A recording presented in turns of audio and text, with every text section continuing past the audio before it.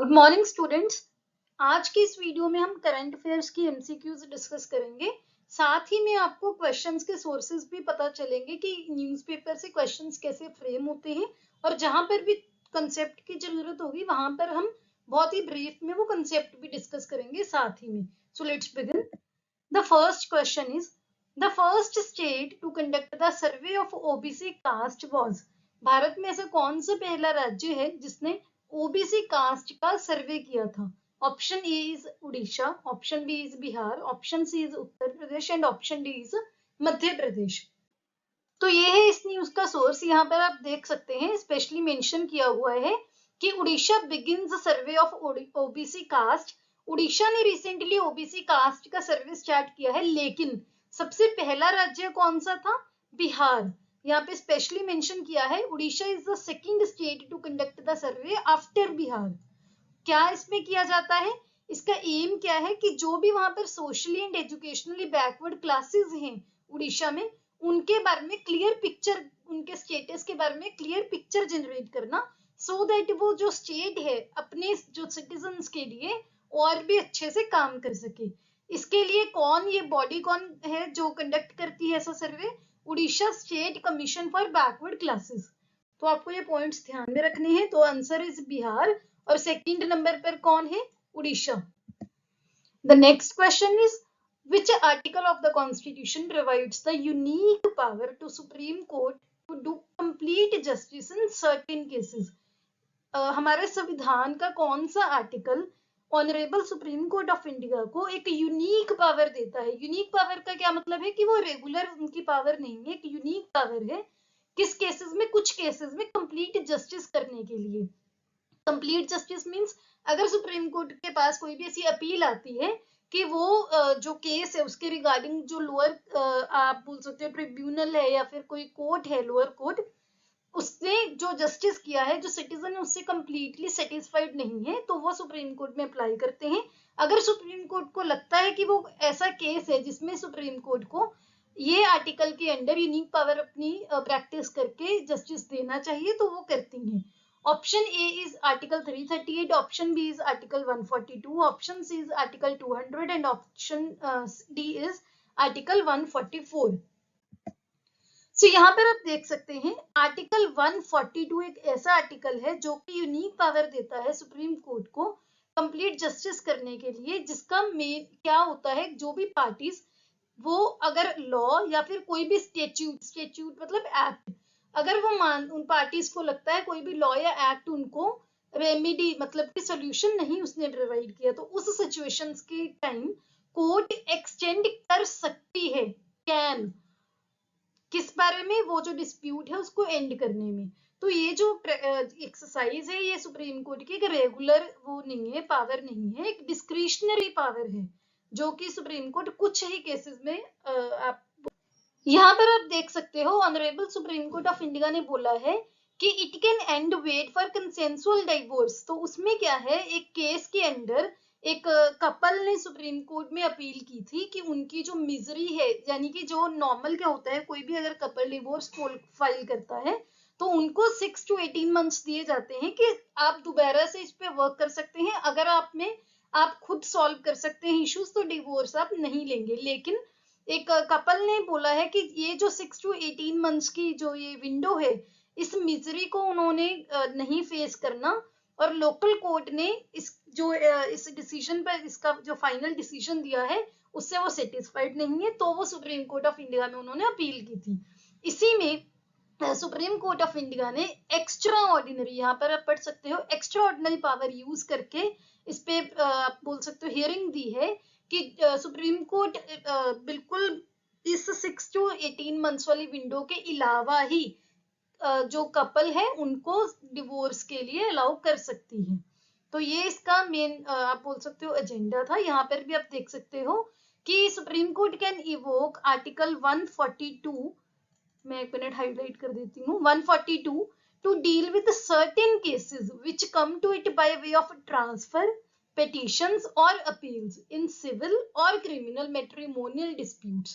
तो आप देख सकते हो इसका जो रीजन है, कौन सा आर्टिकल है, आर्टिकल 142 है।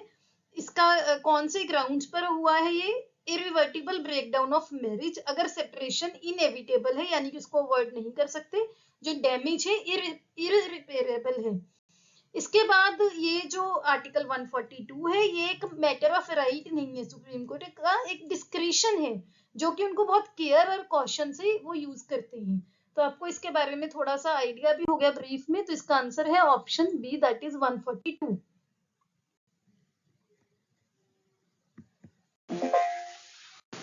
The next question is, Kaveri Wildlife Sanctuary is located in, option A is Telangana, option B is Tamil Nadu, option C is Andhra Pradesh and option D is Kerala. So ये हम क्यों discuss कर रहे हैं, यहाँ पर आप देख सकते हो द हिंदू की ही ये क्लिप है कि national highway authority of India ने प्रपोज किया है कि एलिफेंट पास, कहाँ पर जो एलिफेंट्स हैं उनको हेल्प करने के लिए, जो कावेरी वाइल्ड लाइफ सेंचुरी है तमिलनाडु की, जो वो माइग्रेट करते हैं अगर आंध्र प्रदेश में, तो उनको हेल्प करने के लिए कॉरिडोर प्रपोज हुआ है। तो बस आपको ये ध्यान रखना है कि कावेरी वाइल्ड लाइफ सेंचुरी कहाँ पर है, तमिलनाडु में।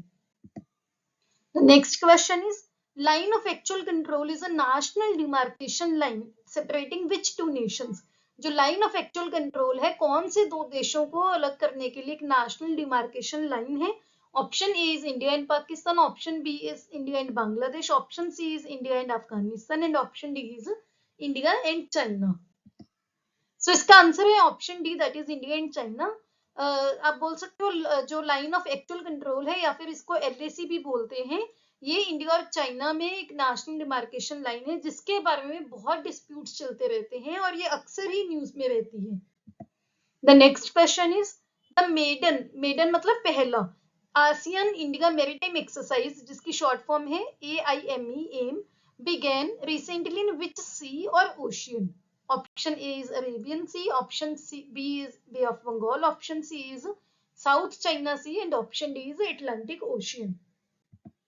So ये आपका इसका सोर्स देख सकते हो, inaugural ASEAN India maritime exercise कहाँ पर है, साउथ चाइना सी में स्टार्ट हुई है। यहाँ पर आप देख सकते हो AIME 23, it will provide an opportunity for Indian Navy and ASEAN navies to work together closely and conduct the seamless operations in maritime domain. So इसका क्या काम क्या है, जो इंडिया की नेवी है और आसियान देशों की जो नेवीज हैं दोनों मिलकर काम करेंगे सो दैट वो सभी मिलकर इश्यूज सॉल्व कर सकें। तो इसकी जो पहली सबसे ये एक्सरसाइज हो रही है, ये साउथ चाइना सी में ट्यूसडे को स्टार्ट हुई थी, ट्यूसडे यानी कि 2 मई को। तो इसका आप देख सकते हो international maritime defence exhibition IMDEX 23 and international maritime security conference IMSC, ये भी होस्ट हुए हैं इसके साथ साथ सिंगापुर में। तो आपको ये पॉइंट भी एक्स्ट्रा ध्यान में रखना है। अब आसियान के कौन कौन से मेंबर्स हैं आपको कमेंट सेक्शन में बताना है। प्लीज अब जो मैं क्वेश्चन इसमें पूछती हूँ उसमें पार्टिसिपेट किया कीजिए, क्योंकि इससे क्या होता है क्लास इंटरेक्टिव बनती है और मुझे भी पता चलता है कि आप कितनी कंसंट्रेशन से क्लास देखते हो। तो इसका आंसर है option C, that is South China Sea. बहुत इंपॉर्टेंट है क्योंकि मोस्ट ऑफ द स्टूडेंट्स ये क्वेश्चन गलत करेंगे, बिकॉज जो आसियान और इंडिया का है उनको लगेगा कि ज्यादातर इसके चांसेस या तो अरेबियन सी है या बे ऑफ बंगाल है। तो स्पेशली आपको ध्यान रखना है इस क्वेश्चन का। The next question is, which of the following is not a device of direct democracy?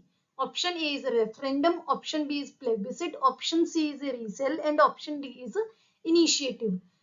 ये क्वेश्चन अटेम्प्ट करने से पहले आपको डायरेक्ट डेमोक्रेसी और इनडायरेक्ट डेमोक्रेसी दोनों में डिफरेंस पता होना चाहिए। जो डायरेक्ट डेमोक्रेसी है वो क्या होती है, कोई भी ऐसा लोकतंत्र देश जहां पर उसके सिटीजन्स, वहां पर रहने वाले जो लोग हैं वो डायरेक्टली पार्टिसिपेट करते हैं वहां के लॉज में, वहां के पॉलिसीज में, कुछ डिवाइसेस के थ्रू, उनको से होती है डायरेक्ट। लेकिन जो इनडायरेक्ट डेमोक्रेसी होती है, जैसे इंडिया में है, इंडिया क्या है, इनडायरेक्ट डेमोक्रेसी है। तो हम क्या करते हैं, हम वोटिंग के थ्रू एमएलएस को और एमपीज को इलेक्ट करते हैं सो दैट वो हमारी वॉइस बने, वो हमारे बिहाफ पर लॉज या पॉलिसीज फ्रेम करते हैं। तो यही मेन डिफरेंस होता है डायरेक्ट डेमोक्रेसी और इनडायरेक्ट डेमोक्रेसी में। आई होप आपको क्लियर हो गया होगा। अगर आपको स्टिल कोई डाउट है आप कमेंट सेक्शन में पूछ सकते हैं। अब देखते हैं डिवाइसेस। सो डिवाइसेस डिस्कस करने से पहले हम देखते हैं क्वेश्चन हमने क्यों यहाँ पर डिस्कस कर रहे हैं, क्योंकि रिसेंटली उज्बेकिस्तान के प्रेसिडेंट ने एक रेफरेंडम जीत लिया है, जो उन्होंने रेफरेंडम लोगों के सामने रखा था to rewrite the constitution, Uzbekistan के संविधान को दोबारा लिखने के लिए। इसमें बेसिकली क्या किया है, एक तो वो जो कॉन्स्टिट्यूशन है देश की उसको दोबारा से लिखेंगे, कुछ अमेंडमेंट्स आप देख सकते हो, और इसके अलावा उन्होंने वहां का जो प्रेसिडेंट का टेन्योर है, उनका जो टर्म है, उनका जो रूल है, उसको भी 2 साल की लिमिट से ज्यादा एक्सटेंड किया है इस रेफरेंडम में। और लोगों ने क्या किया है इस रेफरेंडम में, पॉजिटिव रिजल्ट दिया है कि मेजॉरिटी ऑफ द सिटीजन्स ने प्रेसिडेंट के फेवर में वोट किया है। तो अब हम डिस्कस करते हैं कि इसके डिवाइसेस क्या होते हैं। तो जो डायरेक्ट डेमोक्रेसी है, इसके 4 मेन डिवाइसेस होते हैं। कौन कौन से? Referendum, plebiscite, initiative, and fourth होता है रिकॉल। रिकॉल एक जो यहाँ पर ई है, ई की जगह पे सिर्फ ए की जो मिस्टेक थी, तो रीसेल नहीं होता है, रिकॉल होता है। तो आई होप आपको क्लियर हो गया होगा। ये आपके पॉलिटी का, जो आप पॉलिटी पढ़ते हो, बहुत उसका इंपॉर्टेंट पॉइंट है। अगर आपने बुक्स में पढ़ा भी होगा अच्छी बात है, नहीं पढ़ा तो इसको पढ़ना चाहिए आपको, आपके एग्जाम के लिए इंपॉर्टेंट क्वेश्चन है। The next question is, exercise Ajay Warrior is a joint military exercise conducted between which countries? जो एक्सरसाइज अजय वॉरियर है वो कौन से देशों के बीच में ज्वाइंट मिलिट्री एक्सरसाइज कंडक्ट की जाती है? Option A is India Japan, option B is India China, option C is India UK, and option D is India Sri Lanka. So recently 7th edition of the exercise Ajay warrior जो कि 2023 में हुई है, वो किस कौन कौन से देशों में करवाई गई है? इंडिया एंड यूनाइटेड किंगडम, यानी कि इंडिया एंड यूके। कहां पर हुई है ये? यूनाइटेड किंगडम के सेलिसबरी प्लेन्स में, और ये 27 अप्रैल से 11 मई तक चलेगी। तो आपको ध्यान रखना है कि Ajay warrior India and UK की है, बहुत कॉमनली पूछी जाती है ये एक्सरसाइज। तो इसका आंसर है option C, that is India and UK. The next question is, which of the following initiated the PRET initiative? PRET initiative कौन से इंस्टीट्यूट ने या ऑर्गेनाइजेशन ने स्टार्ट किया है? Option A is UN, option B is World Bank, option C is IMF, and option D is WHO. So PRET initiative जिसकी full form क्या है? The preparedness and resilience for emerging threats. तो क्या full form है कि जो भी emerging, जो भी नए कोई थ्रेट आ रहे हैं, चैलेंजेस आ रहे हैं, या कोई डेंजर आ रहा है, उसके लिए रेजिलियंस के लिए प्रिपेयर करना, ये इनिशिएटिव है। किसने स्टार्ट किया है? वर्ल्ड हेल्थ ऑर्गेनाइजेशन यानी कि डब्ल्यूएचओ ने। अब इसके बारे में थोड़ी डिटेल देखते हैं। इसका एम क्या है कि गाइडेंस प्रोवाइड करना इंटीग्रेटेड प्लानिंग के लिए। इंटीग्रेटेड प्लानिंग क्या होती है? जिसमें बहुत सारी चीजों को एक साथ ध्यान में रखते हुए प्लानिंग की जाती है। किसी भी रेस्पिरेटरी पैथोजन के बारे में, उनको फेस करने के बारे में प्लानिंग की जाएगी इंटीग्रेटेड। जैसे कि इन्फ्लुएंजा हो गया, कोरोना वायरस हो गया, तो काफी सारे रेस्पिरेटरी पैथोजन्स पे ये इंटीग्रेटेड प्लानिंग की जाएगी। डब्ल्यूएचओ ने लॉन्च किया है for better future outbreaks of a similar scale and devastation. जिसे कोविड-19 पेंडेमिक आया था, जिसने बहुत नुकसान किया है पूरी दुनिया में। तो अगर कोई ऐसा पेंडेमिक भगवान न करे दोबारा आता है, तो पहले प्रिपेयर हो। तो इसका आंसर है डब्ल्यूएचओ यानी कि World Health Organization. The next question is, Meitei community belongs to which state in India? जो मीटी कम्युनिटी है भारत के कौन से राज्य से बिलोंग करती है? Option A is Madhya Pradesh, option B is West Bengal, option C is Manipur, and option D is Telangana. यहाँ पर आप इसका सोर्स भी देख सकते हो। जो मीटी कम्युनिटी है, इसके जो मेंबर्स हैं, इन्होंने बोला है कि एक हम कंटेम्प्ट प्रोसीडिंग फाइल करेंगे पैनल के अगेंस्ट कि उन्होंने हमें शेड्यूल्ड ट्राइब का जो स्टेटस है वो पिछले काफी 10 सालों से हम मांग कर रहे हैं, वो नहीं दिया। तो इसी वजह से न्यूज में था। तो आपको ध्यान रखना है कि मीटी कम्युनिटी कहाँ की है, कौन सी स्टेट की है? मणिपुर की। तो आप ऐसे भी याद कर सकते हो, M Manipur and Meeti. The next question is, which country's experts will provide training to Indian engineers for the Mumbai-Ahmedabad high-speed rail corridor project? कौन से देश के एक्सपर्ट इंडियन इंजीनियर्स को ट्रेनिंग देंगे Mumbai Ahmedabad high speed rail corridor project के लिए? Option A is Germany, option B is Japan, option C is Denmark, and option D is Spain. So ये है इसका सोर्स। यहाँ पर क्लियरली मेंशन है कि जापान 1000 इंडियन इंजीनियर्स को ट्रेनिंग देगा बुलेट इंडियन प्रोजेक्ट के लिए। बुलेट इंडियन प्रोजेक्ट है, कहाँ पर ये चलेगी? मुंबई अहमदाबाद। ये है Mumbai Ahmedabad high speed rail corridor project. इसमें क्या होगा? जापान के एक्सपर्ट्स इंडिया के इंजीनियर्स को ट्रेनिंग देंगे। ये जो बुलेट ट्रैक है ये मुंबई से अहमदाबाद के बीच में बन रहा है और इसके blast less slab track system, जिसको पॉपुलरली जे स्लैब ट्रैक सिस्टम बोला जाता है, वो यूज होगा। और ये जो जापानीज ट्रैक सिस्टम होते हैं ये बहुत ही यूनिक होते हैं, पूरे दुनिया में बहुत यूनिक है। और जो टेक्नीशियंस हैं इनको बहुत हाई लेवल की स्किल चाहिए इसको बोल सकते हो इसको ऑपरेशन करने के लिए, इस पे काम करने के लिए। जो ये ट्रेनिंग है ये JARTS एक नॉन प्रॉफिट ऑर्गेनाइजेशन है जापान की, वो इम्पार्ट करेगी, जिसको जीका ने नॉमिनेट किया है। जीका क्या है?